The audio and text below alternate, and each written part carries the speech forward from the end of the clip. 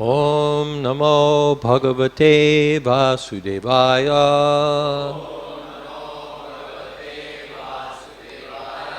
Om Namo Bhagavate Vasudevaya.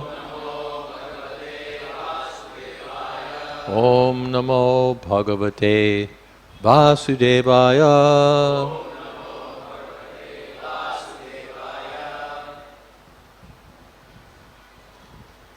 Well, that's interesting. They gave me a different verse. This is correct verse for today? Yeah, I think they skipped over because they figured there was a class yesterday, but there wasn't, right? And therefore I've been misinformed. Okay. Wish me luck.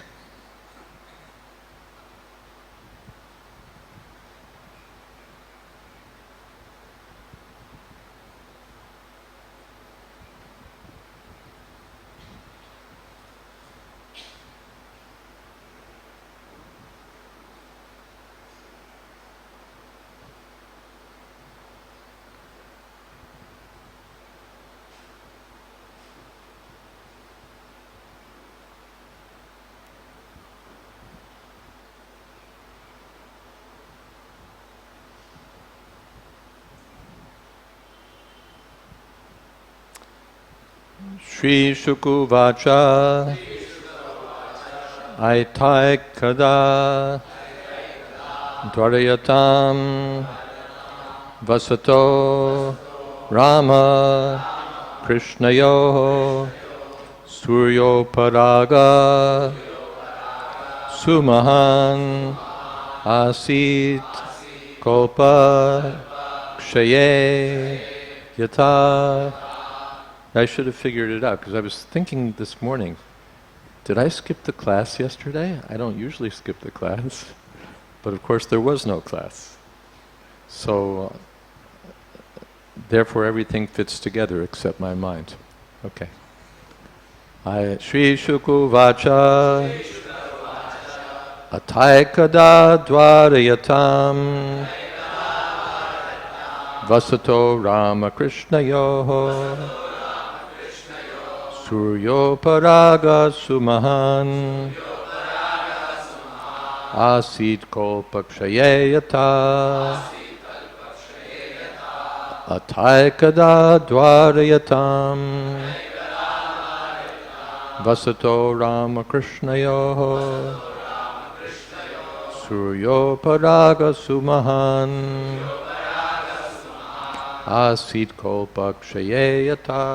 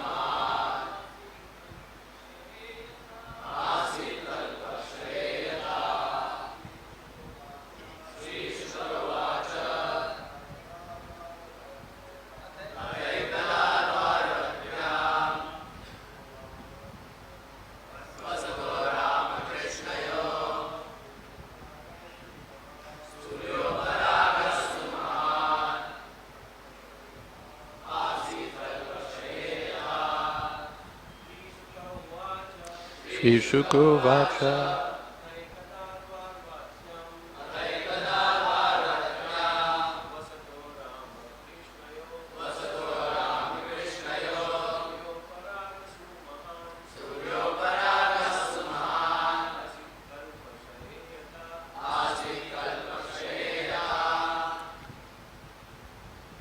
Ladies.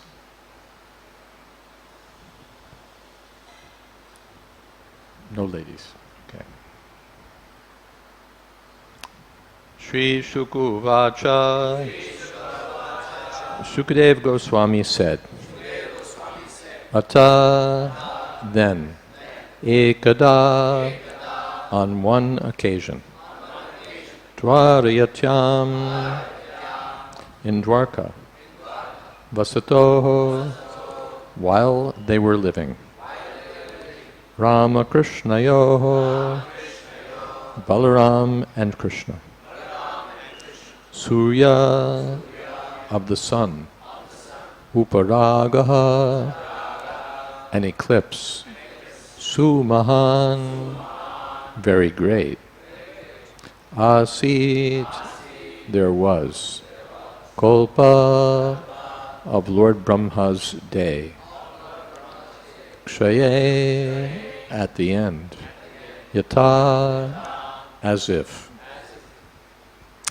Śukadeva Gosvāmī said, once, while Balarāma and Kṛṣṇa were living in Dvāraka, there occurred a great eclipse of the sun, just as if the end of Lord Brahma's day had come. Purport. As Śrīla Viśvanātha Cakravartī Ṭhākura points out, the words atha and ekadā are commonly used in Sanskrit literature to introduce a new topic. Is this loud enough? Can you hear? Okay. Here they especially indicate that the reunion of the Yadus and Vṛṣṇis at Kurukṣetra is being narrated out of chronological sequence.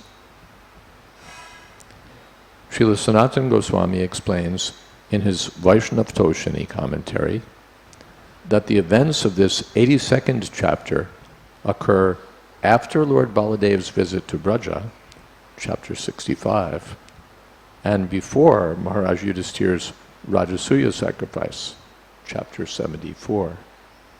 This is chapter 82. This must be so, the Acharya reasons, since during the eclipse at Kurukṣetra, all the Kurus, including Dhritarashtra, Yudhishthira, Bhishma, and Drona, met in friendship and happily shared the company of Sri Krishna. At the Rajasuya Yajna, on the other hand, Duryodhana's jealousy against the Pandavas became irrevocably inflamed. Soon after this, Duryodhana challenged Yudhishthira and his brothers to the gambling match, in which he cheated them of their kingdom and exiled them to the forest. Right after the Pandavas returned from exile, the great battle of Kurukṣetra took place, during which Bhishma and Drona were killed. So it is not logically possible for the solar eclipse at Kurukṣetra to have happened after the Rajasuya sacrifice. Om Ajnana-timirantasya Gyananjana Shalakaya Chakshurun Militam Jena Tasmai Shri Gurave Namaha Shri Chaitanya Manobhistam Sthapitam Jena Bhutale Swayam Rupakada Mahyam Tadhati Shapadantikam Vandeham Shri Guru Shri Jata Padakamalan Shri Gurun Vaishnavamscha Shri Rupam Shagrashatam Shahagana Raganatan Vitam Stam Sajivam Sadvaitam Savadhutam Parijana Sahitam Krishna Chaitanya Devam Shri Radha Krishna Padan Shahagana Lalita Sri Vishakhan Vitamscha He Krishna Karuna Sindho Dīnabandho Jagatpate Gopesha Gopika Kanta Radha Kanta Namostute Tapta Kamshana Gaurangi Radhe Vrindavaneshwari Vrishabhanu Sute Devi Pranamami Hori Priye Vansha Kalpatarubhyascha Kripa Sindho Bhyevacha Patitanam Pavanebhyo Vaishnavebhyo Namo Namaha Shri Krishna Chaitanya Prabhu Nityananda Shri Advaita Gadadhar Shri Vāsadi Gaur Bhakta-vrinda Hare Krishna Krishna Krishna Hare Hare Hare Rama Rama Rama Hare Hare. Śrī-śuka uvāca athaikadā dvāravatyāṁ vasato rāma-kṛṣṇayoḥ sūryoparāgaḥ su-mahān āsīt kalpa-kṣaye yathā. Nāna shastra vicārane kinapano. About the Goswamis it said that they were very expert in scrutinizingly studying the Vedic literature, especially Srimad Bhagavatam. Sanatana Goswami writes elsewhere that the Bhagavatam is his life and soul. So how he was reading Bhagavatam with great attention, with great interest, with great absorption, and not just passing over things. We read and we don't even notice that this pastime is out of sequence. We just go, yeah. But the Goswamis are carefully reading and they're saying, wait a second, this couldn't have happened in this way, because Drona should be dead, Bhishma should be dead, and how are the Pandavas and the Kauravas in this friendly relationship? Even the Kauravas, well, if it's between the Rajasuya sacrifice and Kurukṣetra, they could all be there, but they'd be enemies. And if it's after the battle, they'll all be dead. So when did this take place? So they're very carefully reading and considering all these things. Not only in regard to chronology, but many times I find, while looking at Goswami literature, Brihad Bhagavatamrita, Tattva Sandarbha, that they're picking on something which you'd look at and you'd say, a little part of you says there must be some mistake there, or I don't know if I believe this, and you just sort of bury it. Seems like a contradiction, but I know there's no contradictions because this is Vedic literature, it's perfect, so just put it on the shelf. But the Goswamis go for it. They don't just put it aside and say, well, it's Vedic literature, it's perfect. How is this possible? What is this word actually saying? What is the point of this verse? Why this when it should be that? How do we explain these contradictions? Nana shastra vicārane kinapano. And they do the research. They look, they say, well, in the Vishnu Purana this is said, and that explains this. And to understand the meaning of this, we have to go over here. And so they're like opening it up, and digging deep to see how these things not only make sense, but how they're like miners, you know, they're going in there and they're looking for diamonds and finding diamonds also. So they're coming up with all sorts of deeper appreciation, more to relish. Svadu, svadu, pade, pade. At every step, they're relishing Srimad Bhagavatam, not just reading Srimad Bhagavatam, but they're relishing it, and they're studying it not like dry scholars. Dry scholars also, they get a little bit of dry happiness by finding some discrepant phenomenon in the manuscript, or by finding some variant reading, or blah, blah, blah, blah. And it helps stoke their scholarly ego. But the Goswamis are relishing, because it's not about their scholarly ego, it's about Srimad Bhagavatam. And Srimad Bhagavatam is Krishna. Sri Chaitanya Mahaprabhu, while he was relishing in a similar way, could you explain the meaning of this verse? Yes, I can explain it. Is 64 ways enough? Atmaramascha muniyo. This word could mean this, or it could mean this, or it could mean this. These two words could be put together this way, or they could be put together that way. Cha could mean 7 different things.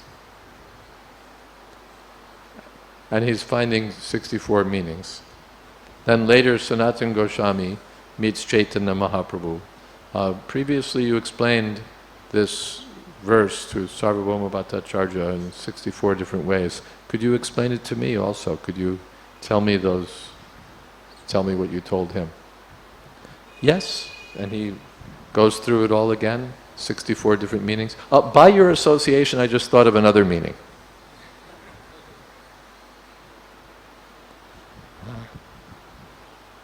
That's what happens in the association of devotees. Satam prasangat mama virya samvido. The potency and the richness of Srimad Bhagavatam comes out in the association of devotees. Therefore, Prabhupada told us sometime that in the classes, he said you should discuss Srimad Bhagavatam threadbare. Threadbare means, really go into it, not just superficially covering the material the way you do in a course, but really going deep into the subject. So Chaitanya Mahaprabhu, by your association, I just thought of another meaning. But there's no limit to the meanings, because every word is Krishna. And Krishna is unlimited, so every word is unlimited. No, every letter is Krishna. And Krishna is unlimited. So every letter of Srimad Bhagavatam is unlimited. There's no limit to what one can find in Srimad Bhagavatam. Not by mental speculation, but by appreciation in the association of devotees and following in the footsteps of the acharyas.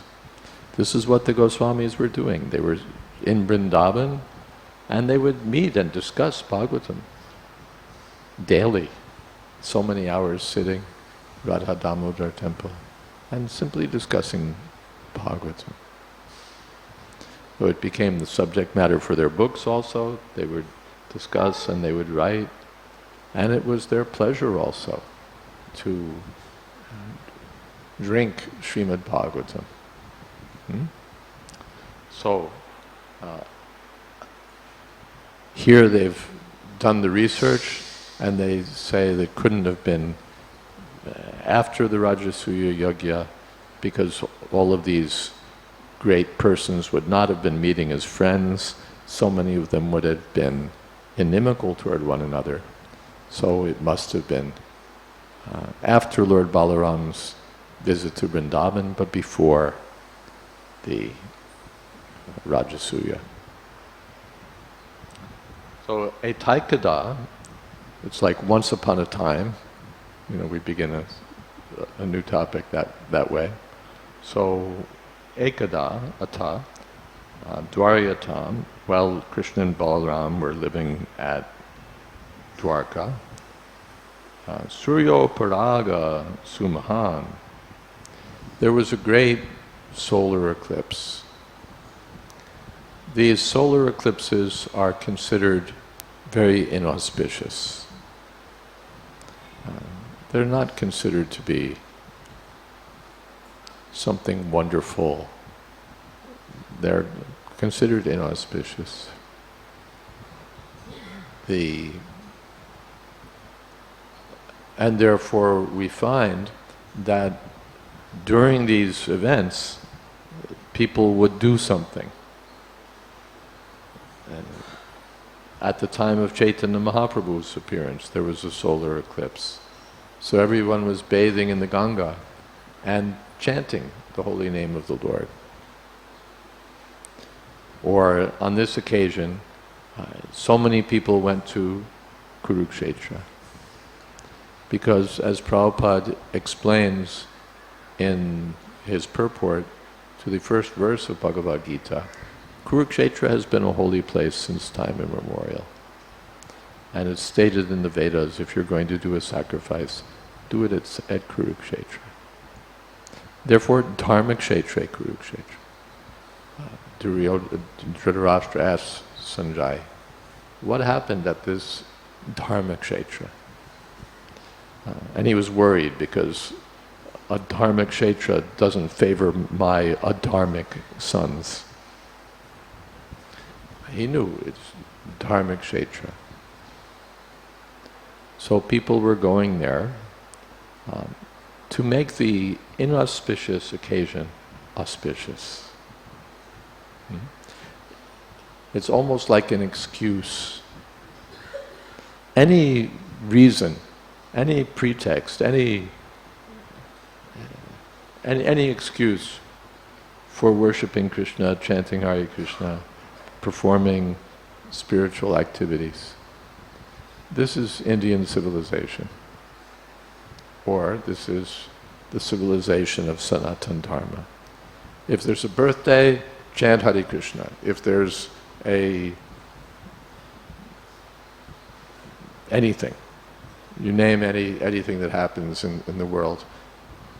If there's a funeral, chant Hare Krishna. If there's a birth, chant Hare Krishna. If there's a first day of beginning studies, chant Hare Krishna. Everything becomes an occasion for some auspicious activity in relationship to the Lord. If there's some catastrophe, chant the holy name. If there's a threat of catastrophe, chant the holy name. When after the Putana witch was killed, then the mother Jashoda wanted to protect the child by chanting so many holy names of the Lord and by other auspicious activities. This is the Vedic way of life. When things are auspicious, good. And when they're inauspicious, we make them auspicious.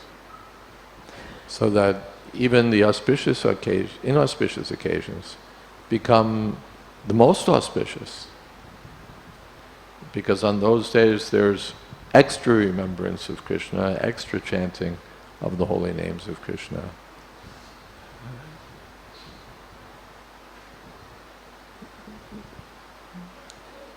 This Kurukṣetra place especially figures into Krishna's pastimes twice.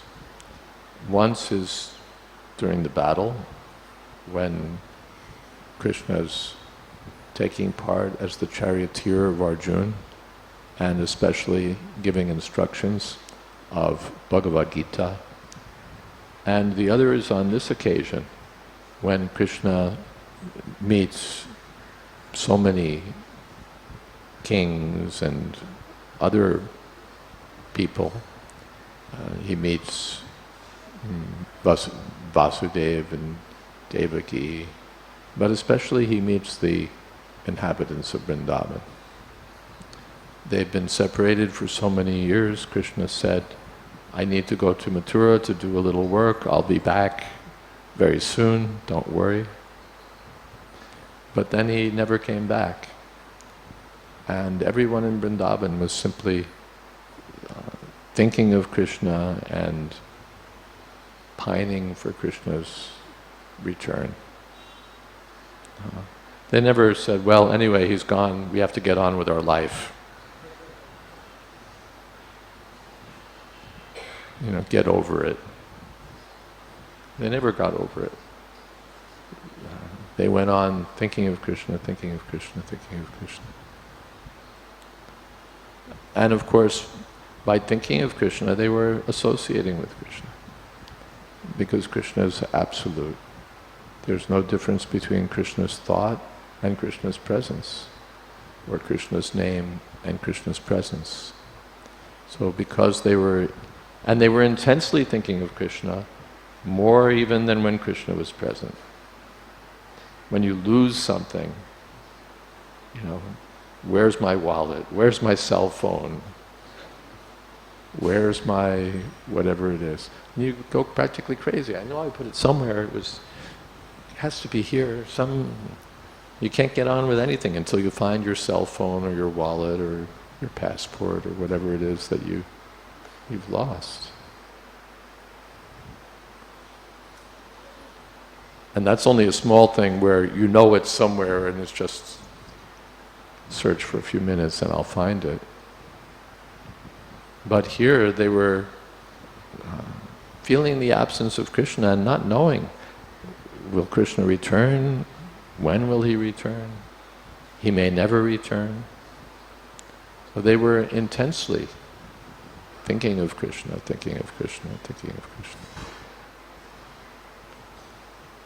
The Goswamis later were in the same mood when they went to Vrindavan.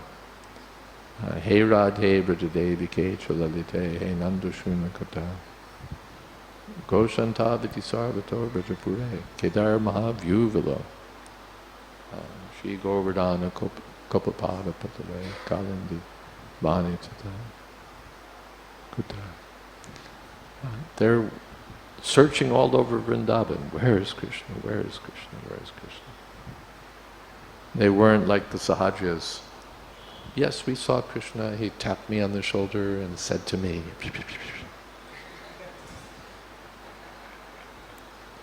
They were always feeling intense separation from Krishna.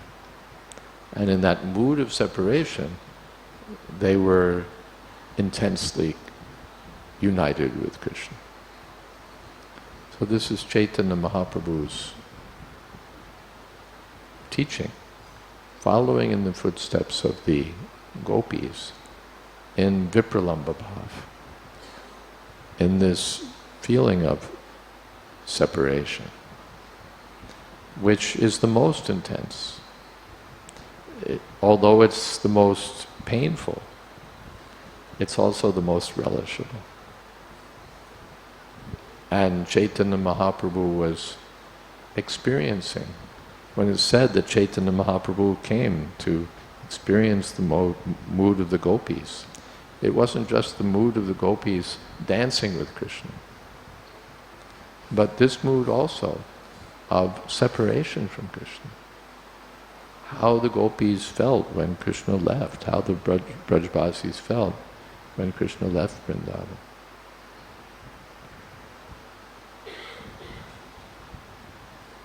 So these subject matters will unfold here, how the Brajbasis met Lord Krishna and Balarāma after so many years at Kurukṣetra, and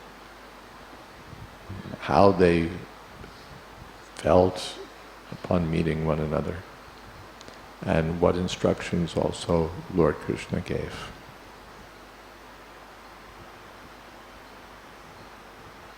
Okay, are there any questions?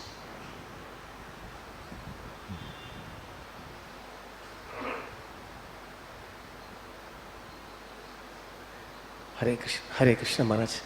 Maharaj, we have heard so many classes in this time with you.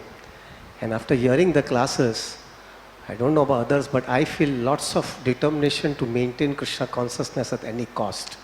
You always feel that.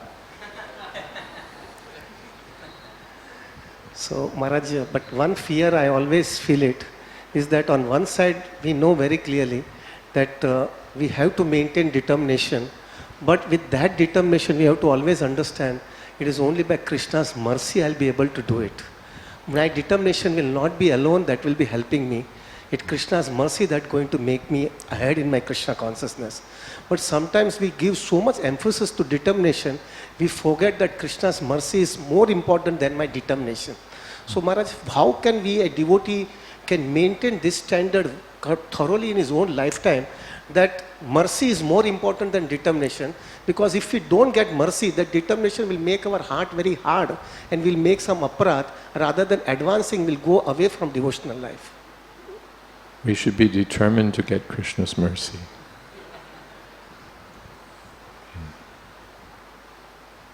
Yes. Somehow I must get Krishna's mercy. Therefore, Bhakti Siddhanta Saraswati Ṭhākura used to say, don't try to see Krishna, but try to act in such a way that Krishna will want to see you. That means be determined to get Krishna's mercy. Not, I'm determined that I'll see Krishna, or I'll determine that I'll achieve this perfection, that perfection. But be determined to get Krishna's mercy. That Jadu Thakur is an example. He was determined to get the mercy of the Vaishnavas. He was a Brahmin, but he was determined that I have to have the Mahaprasadam of as many Vaishnavas as there are.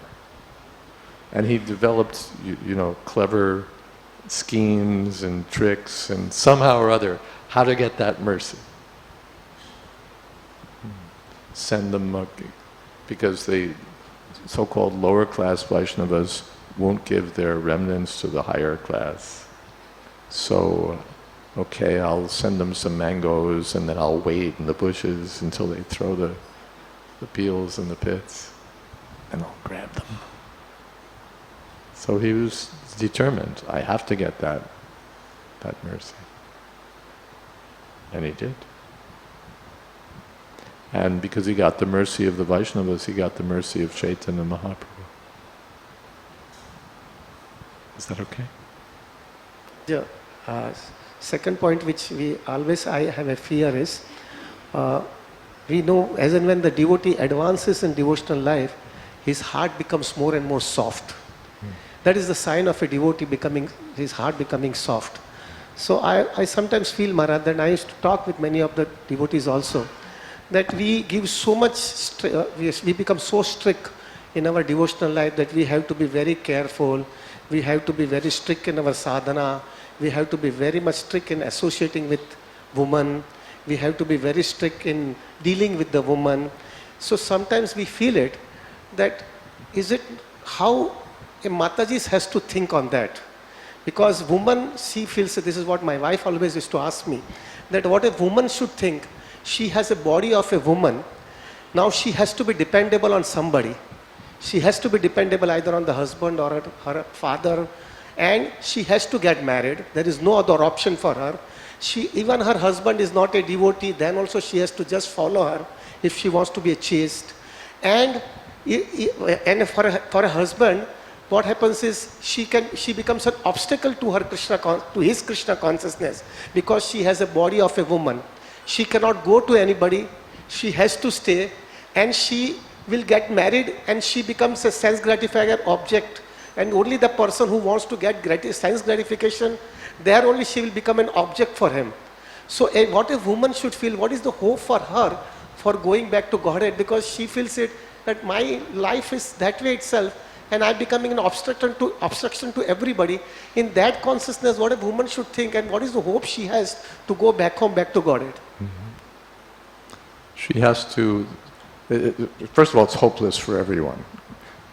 Krishna consciousness is such an exalted thing, and we're aspiring for that, despite our so many disqualifications. So you could say it's almost hopeless.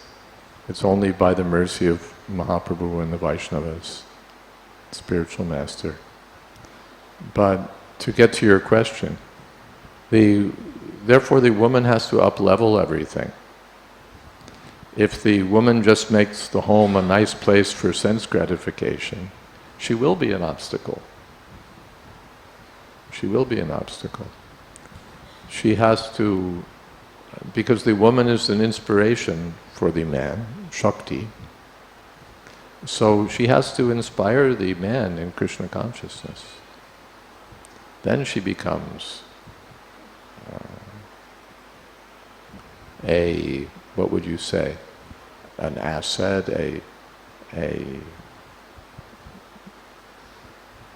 impetus for spiritual progress.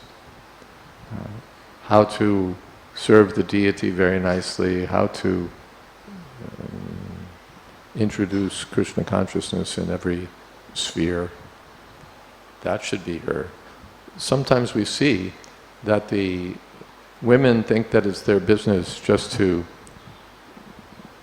increase the sense gratification quotient, that of their family and especially their own, or one or the other or both. That my business is to increase the material side and the spirit of material enjoyment.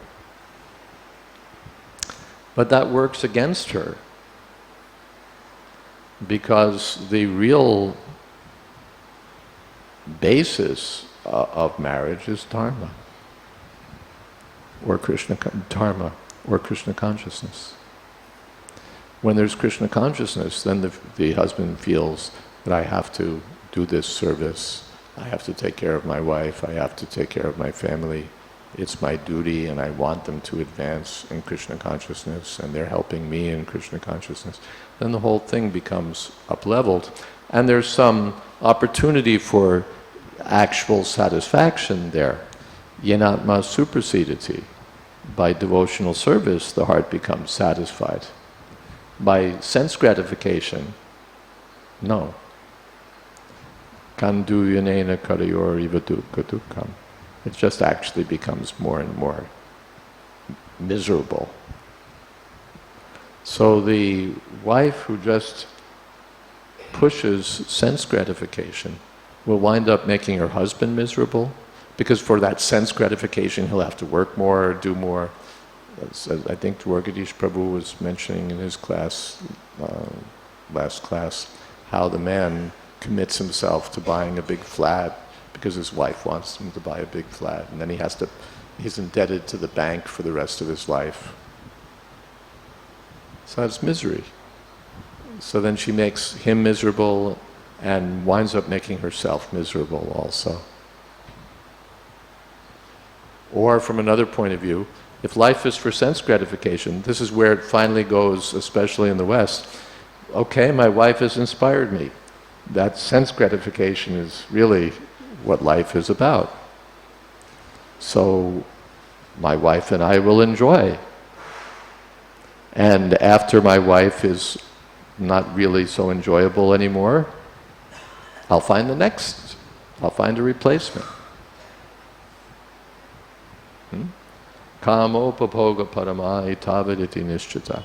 The demons think in this way, that they've concluded that the goal of life, the highest goal, is sense gratification.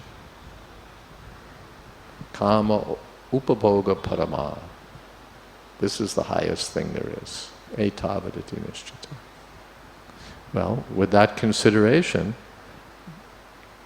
let me then do whatever is going to be most conducive to achieving the goal of life. And my 45-year-old wife is not the most conducive object for achieving that ultimate goal. I want a new model, the 18-year-old wife or 21-year-old wife. And now that I'm older and established in my career and I have money and position, I can shop the market. And the old wife can, anyway, you're on your own. Or maybe by obligation he has to pay some money. But the whole thing becomes a bitter experience. Because the wife has worked against her own self-interest by pushing sense gratification, which in the long run she's not the best equipped to provide. She's replaceable.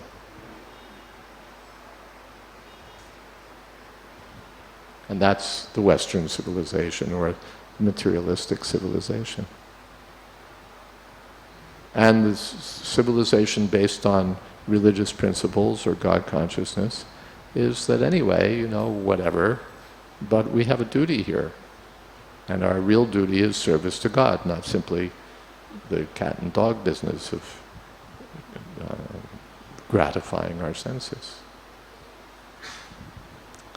And so there's a reason for commitment, even if the sense gratification diminishes, which it always does. The law of diminishing returns. The sense gratification, it always diminishes. You know, the same thing the first time is wow, the second time is third time is eh.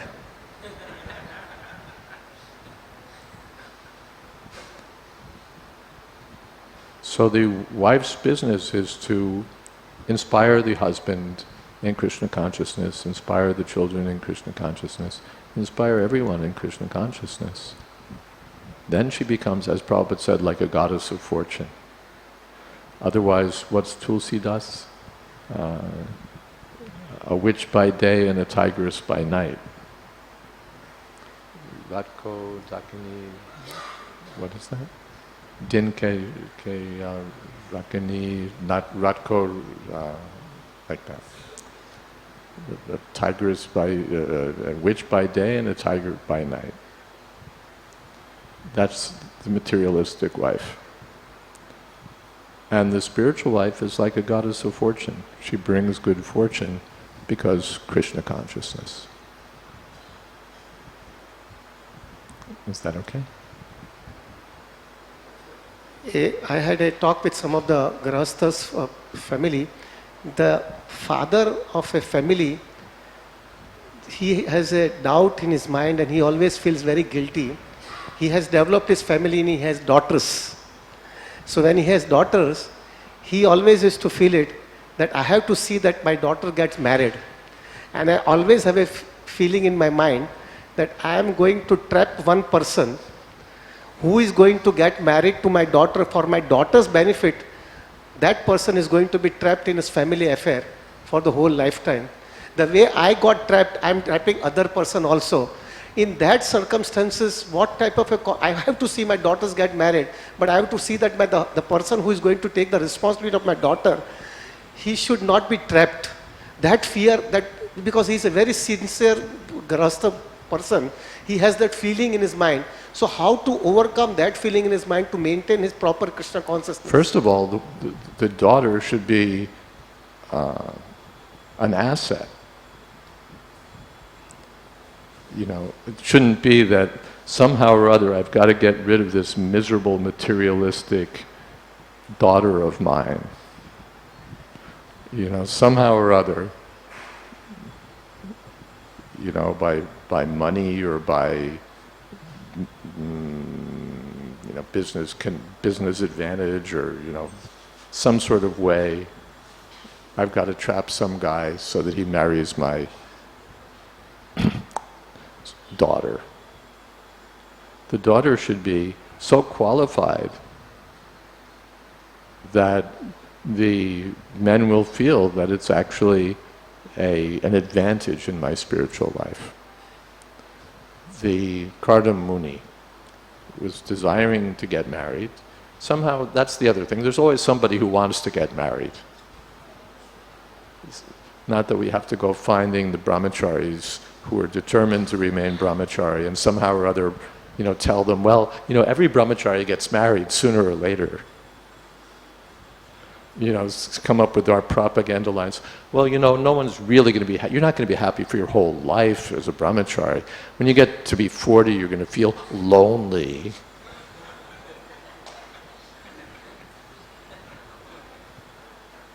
Now you're 35 and you have to decide whether you're going to be a sannyasi or a grahastha. Now, are you ready to be a sannyasi? Tell me. You're not? Well, here's my daughter. And all these different propaganda lines for somehow or other trying to trap a brahmachari. But it's not necessary. There are plenty of men who actually want to get married. The brahmacharis don't make very good husbands anyway. But I shouldn't have said that. Anyway, brahmachari by definitions are not husbands. So they're. But the girl should be so trained that she's an asset. So that anyone who's thinking of getting married would see this girl and think, I don't know if I'm up to her standard. Kardamuni approached, Bhavishata Swayambhuva Manu approached Kardamuni and said that I think you have some idea in your mind about marriage, and I've come with my daughter, and she's a jewel. She's a jewel. And Kardamuni admitted that who would not accept such a qualified girl as this? And qualification doesn't mean, she comes from a family that has a lot of money and she's not that. But that she's Krishna conscious, that she's chaste, that she knows how to perform the duties of a wife, how to cook, how to serve the husband, how to see to the affairs of the home. She should be so qualified that she'll be an inspiration in someone's spiritual life, not like, like when you have, what a lemon is with cars? In America there's a term, a car that's bad, some cars just, doesn't matter what model, it just doesn't work, it's got problems. In America they call that a lemon, I guess because it's sour. So when you've got a car like that, you always want to sell it to some poor unsuspecting person. You want to get rid of your lemon. Now it's not my problem anymore, now it's his problem. I got some money out of it and I'm out of that. Shouldn't be that we've got somehow or other we have to get rid of this lemon of a daughter.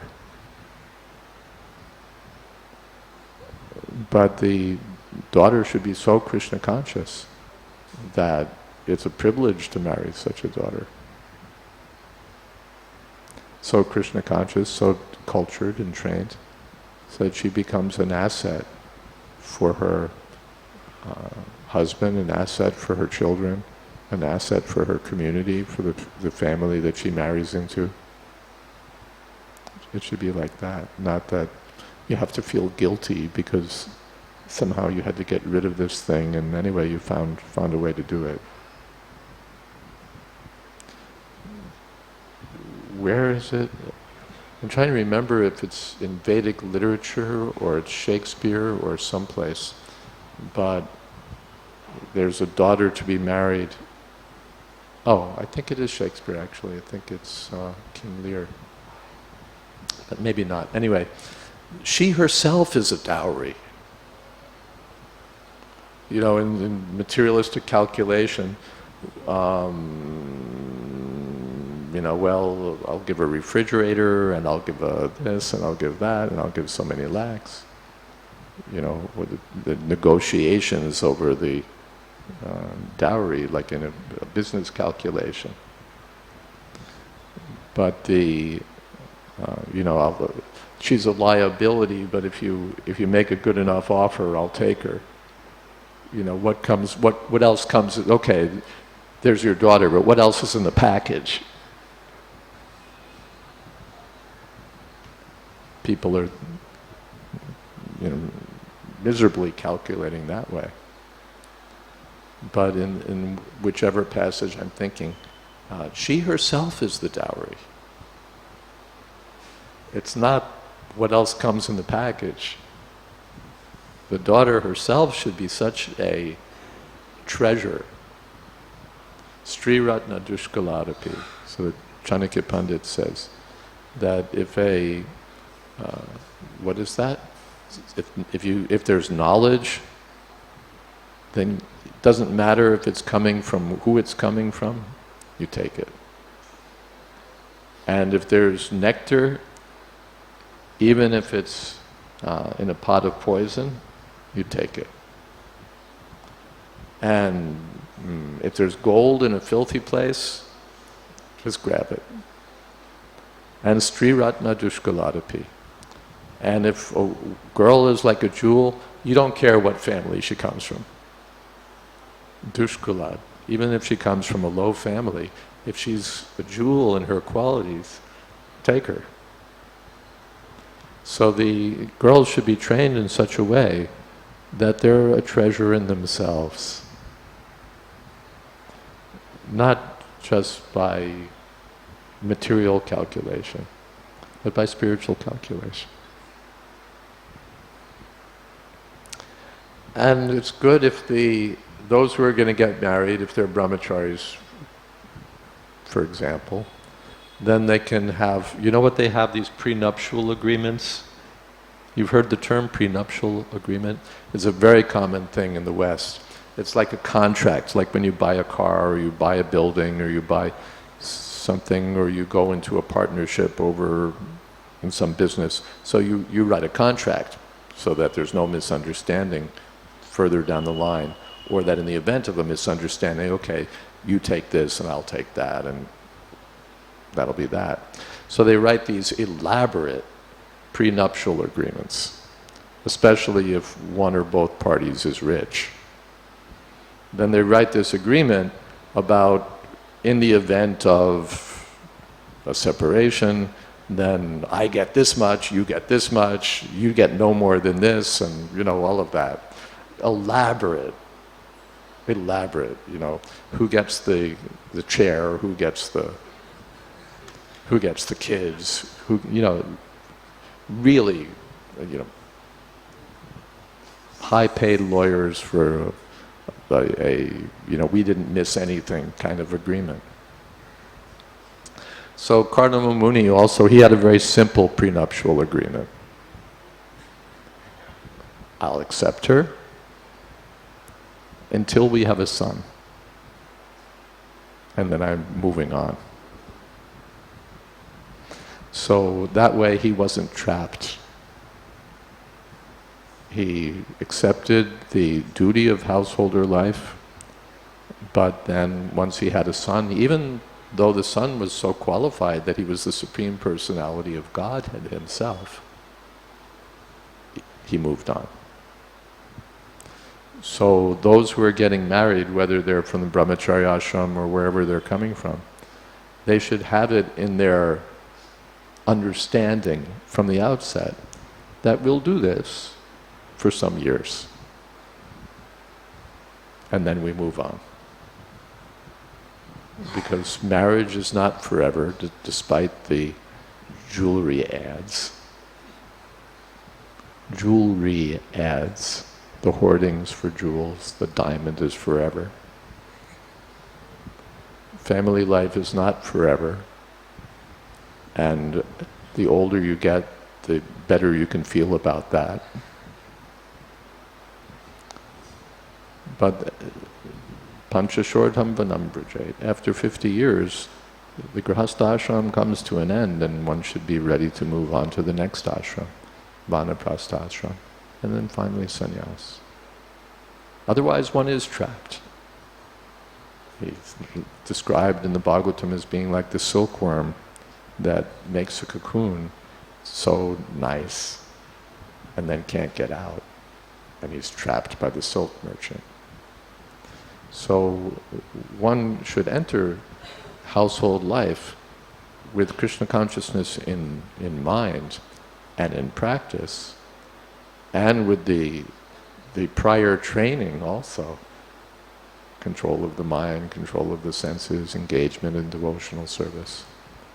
So that the family life becomes a program of Krishna conscious service, and then one moves on to the next stage, the vanaprastha ashram and then sannyas. Otherwise, grihamandhakupa. Maharaj, I came to know by Haribolanand Prabhu that today this is your last class because tomorrow you are leaving. tomorrow you are leaving. Yes. So from all the classes which we heard in this session, Maharaj, finally we came to one, of course all the devotees have to come to one conclusion, that the strength to maintain this type of a determination, this type of a lifestyle, everything we can get it only by only when we have a very, very strong chanting. Unless until we don't have, because major strength we are going to get only from chanting the holy name. That is the strength we have. Because Prabhupada also made it clear, 99% of your spiritual advancement is on japa. So Maharaj, we wanted to know very clearly from you how to get that taste of chanting very seriously in our life, in such a way that as and when our age increases, the taste for chanting also goes on increasing, and we don't sacrifice anything for chanting. Everything becomes secondary in our life, and the taste becomes more and more and more. What is the secret? What are the things that we have to take care? What are the things we have to avoid? And what are the things we have to take it very seriously to encourage our chanting? Prabhupada summarized it by saying that we should avoid 10 offenses while chanting. In terms of what to avoid, we should avoid 10 offenses. That's quality chanting. Quality in chanting, Prabhupada said, means avoiding 10 offenses. When we start out committing all of those offenses more and more, or to a great extent, and the process of chanting means clearing out those offenses so that we can finally come to the offenseless stage, pure chanting. So these are and on the other side, Prabhupada said that, chant Hare Krishna and avoid 10 offenses. And on the other side, chant Hare Krishna and be happy. Be happy. Chant Hare Krishna and be happy. Simple formula. Chant Hare Krishna and be happy. And for that, we should avoid 10 offenses. We go on checking ourselves that we are getting the taste of chanting, or our chanting is improving. There should be checking point for ourselves. There's two things. One is bhaktir parasyano bhavo viraktiranyatra cha. The more you become advanced in chanting, the more you become detached from Maya.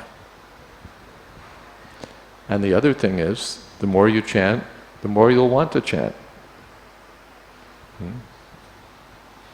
The more you chant, the more you want to chant. That means you're becoming advanced.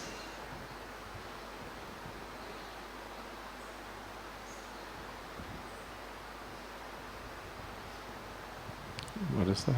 Shrinvato nasti me mritam. You have a doubt. A lot of people do. What's yours?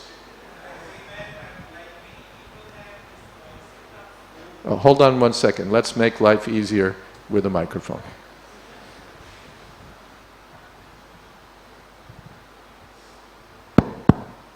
Thank you. The concept of soul to millions of people is inexplicable. I'm sorry, I couldn't... Which is not understandable, the concept of soul. Like understand the concept of soul. Soul. Yes. Can be considered soul as a mind. Do you think activity of mind is life? Let's see. Thank you. See if I understood that. People have a hard time understanding the concept of soul, and the soul is minute. And what is this about the mind being right? Is the mind equal to soul? Is that the question? Yeah. Is the mind equal to soul? We understand mind, but we don't understand soul. First thing is we don't understand mind. We think we understand the mind, but we don't. We think, I am the mind. The people think that their feelings are themselves, that their desires are themselves, which is not true. People want to be true to themselves. It means true to their feelings, true to their hearts and their minds. But that's not the self. To understand the mind, we can go to the third canto of Srimad Bhagavatam, where Lord Kapildev explains all of the elements of material nature. Bhumir, apo, nalayo, analo, vayu, kammano, buddhir, evacha, ahankara. In the Bhagavad Gita, Krishna says, these are my material elements. The gross ones are earth, water, fire, air, ether. And the subtle ones are the mind, intelligence, and ahankara. So Lord Kapildev explains all of these elements. First the gross elements, then he comes to the subtle element. He looks at the mind and says, what is the mind? What does it do? What are its functions? What's its nature? And he says the mind does two things, sankalpa, vikalpa. It accepts and it rejects. And when we're on the platform of the mind, that's what we do. So somebody, you pass a store window and you see something, you think, I'd really like to have that. And then you think a second, you say, nah, actually I don't, it's not really that nice. But no, actually it's pretty good. Nah, I don't think so. Whether it's something in a store window, or a pretty girl, or a job, or anything, Krishna consciousness, we think, yeah, nah. Well, maybe. No, I don't think so. But, yeah, actually. But I'm not sure. Back and forth, back and forth, back and forth. That's sankalpa, vikalpa. And we see this. Sometimes people are so much in their minds, they can't make up I can't make up my mind. Right? Because they go back and forth and back and forth and back and forth. That's what the mind does. It goes back and forth. But higher than the mind, indriyani param ahur, indriyebhya param manaha, manasastu para buddhi. Higher than the mind is the intelligence. What does the intelligence do? Lord Kapildev analyzes that. He says it does several things. One thing is that it doubts. You're raising a doubt because you're intelligent. So you're saying, well, I don't know about this. Let me understand it. Doubting is, a person who never doubts anything has got to be a fool. He's not intelligent. Because a function of the intelligence is to doubt. And another function of the intelligence is to analyze. We look and say, see something in the window, I like it, I don't like it, I like it, I don't like it, I want it, I don't want it. But then you analyze it. If the intelligence kicks in, it analyzes and says, do I need this? Can I afford this? Can I get it cheaper someplace else? Can I make do with what I already have? Is there a better one someplace else? You analyze. And at the end of the analysis, you make a firm decision. Yes, I can justify this and I should make the investment. Or, no way, it's just trouble, I'm not going to do this.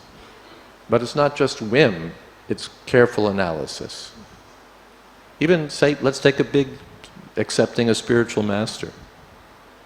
It's not just, wow, he's so cool. And then, 3 days later, but that other guy, he's really cool too. And, wow, he told the funniest joke, I really like him. And, you just, on the mind, oh, I just love him. Prabhupada said, today if you come on sentiment, tomorrow you'll leave on sentiment. So the Goswamis have advised that when you approach a guru, you should see what his qualities are. You should consider, am I prepared to, is this a person to whom I'm prepared to surrender? Not just sentiment. Because sentiment changes, it's the mental platform. yes, but no, but no, but yes. Then comes the intelligence. It analyzes. Yo buddhe paratastusa. But I say my intelligence. Who is that I? Who is that consciousness that employs intelligence? That's finally the self. So in the Bhagavad Gita, and the ahankar, which is higher than the intelligence, is the meeting point. When I identify myself with matter, that's false ego. And when I identify myself as what I really am, servant of Krishna, spirit soul, that's real ego. So the real self is above the mind, above the body, first of all, above the mind and above the intelligence. All of these things you can find explained in Bhagavad Gita as it is and Srimad Bhagavatam. Is that all right? Okay. Thank you all very much. I think we're quite over time. We can stop here. Thank you all. Hare Krishna.